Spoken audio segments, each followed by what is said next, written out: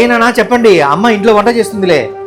Daddy అక్కడ ఏసీలోంచి water పడుతున్నాయి, రా చూపిస్తా. అవునా, పదండి అన్న చూద్దాం రండి. ఇదిగో చూడు డాడీ. అవునే, ఇక్కడంతా వాటర్ పడిపోయాయి.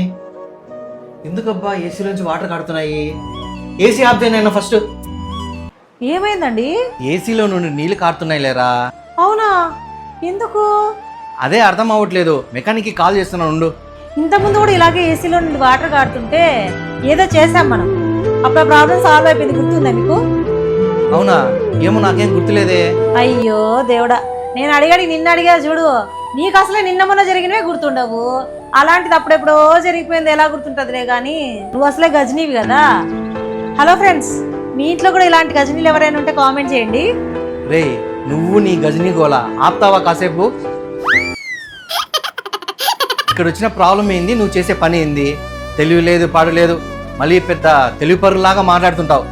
ఏసీ నుండి గజనీ వరకు పోయావు చూడు, అది నీ కథ.